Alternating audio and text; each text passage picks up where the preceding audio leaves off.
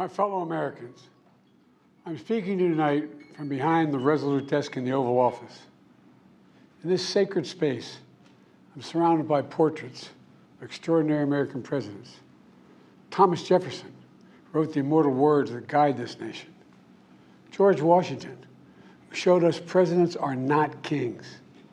Abraham Lincoln, who implored us to reject malice. Franklin Roosevelt, who inspired us to reject fear. I revere this office, but I love my country more. It's been the honor of my life to serve as your president. But in the defense of democracy, which is at stake, I think it's more important than any title. I draw strength and I find joy in working for the American people. But this sacred task of perfecting our union is not about me. It's about you, your families, your futures. It's about we, the people. We can never forget that. And I never have. I've made it clear that I believe America is at an inflection point. One of those rare moments in history when the decisions we make now will determine our fate of our nation and the world for decades to come. America's going to have to choose between moving forward or backward, between hope and hate, between unity and division. We have to decide, do we still believe in honesty, decency, respect, freedom, justice, and democracy? In this moment, we can see those we disagree with not as enemies, but as fellow Americans. Can we do that? Does character in public life still matter? I believe I know the answer to these questions because I know you, the American people. And I know this, we are a great nation because we are good people. When you elected me to this office, I promised to always level with you, to tell you the truth. And the truth, the sacred cause of this country is larger than any one of us. And those of us who cherish that cause, cherish it so much, a cause of American democracy itself, must unite to protect it. You know, in recent weeks, it's become clear to me that I need to unite my party in this critical endeavor. I believe my record as president, my leadership in the world, my vision for America's future, all merited a second term. But nothing can come in the way of saving our democracy. That includes personal ambition.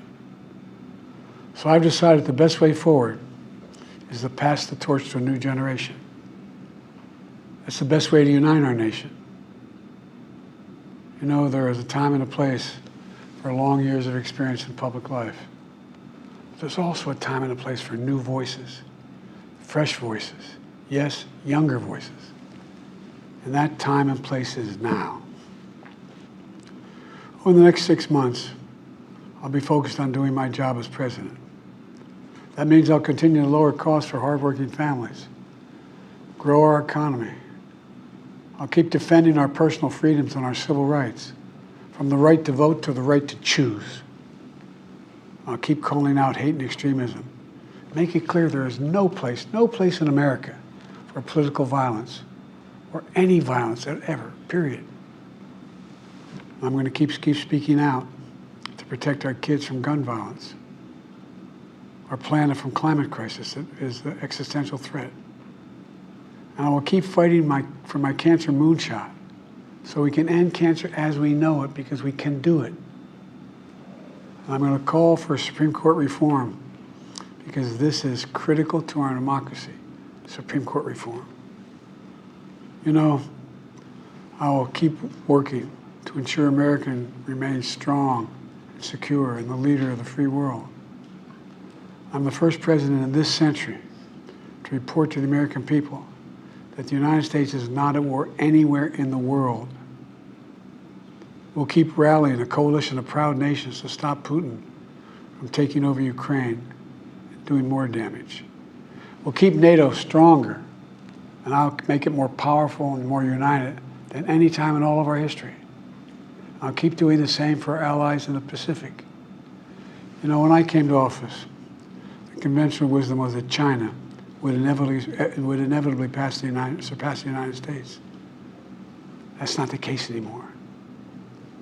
And I'm going to keep working to end the war in Gaza, bring home all the hostages, and bring peace and security to the Middle East and end this war.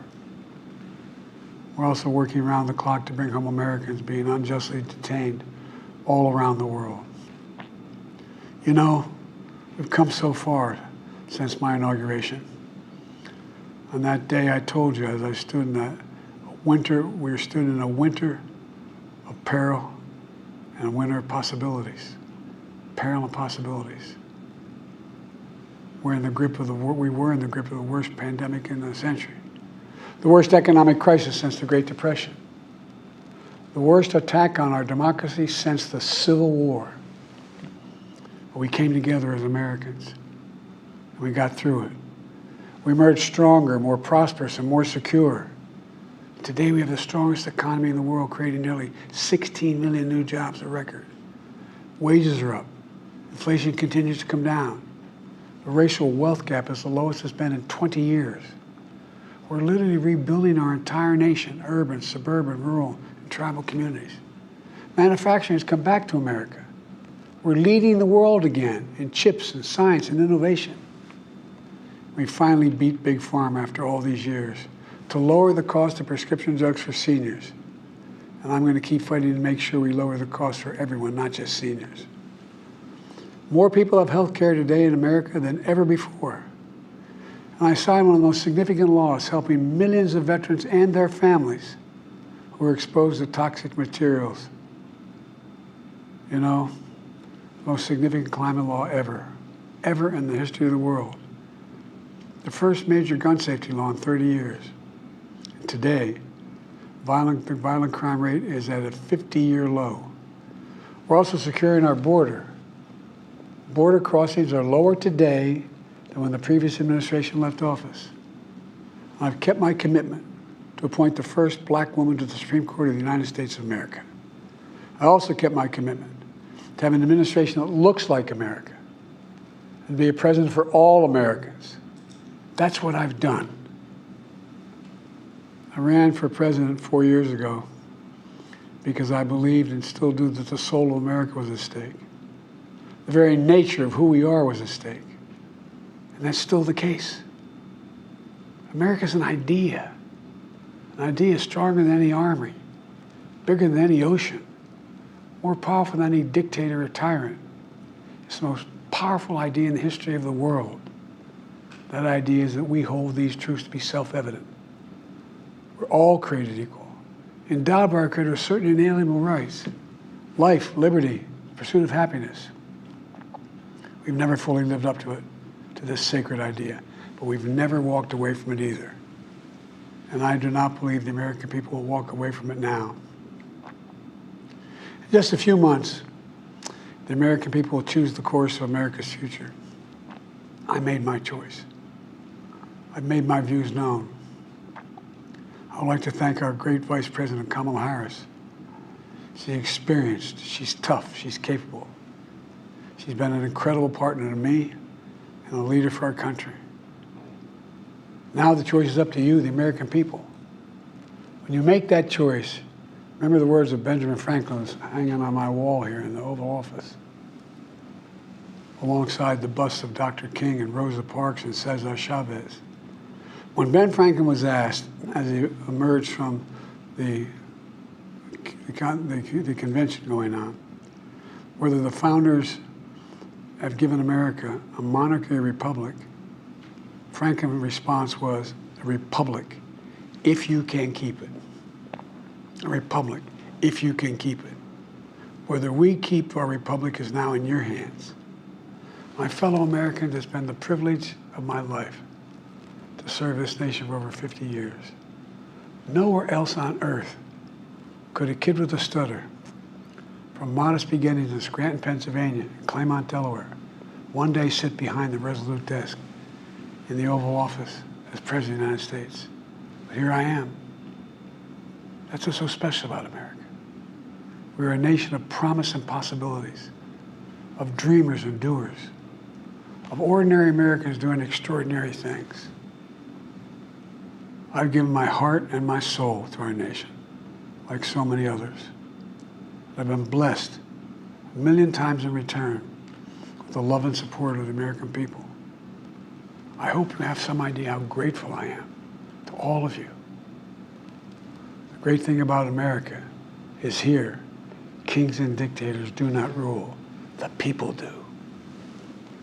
History is in your hands. The power is in your hands.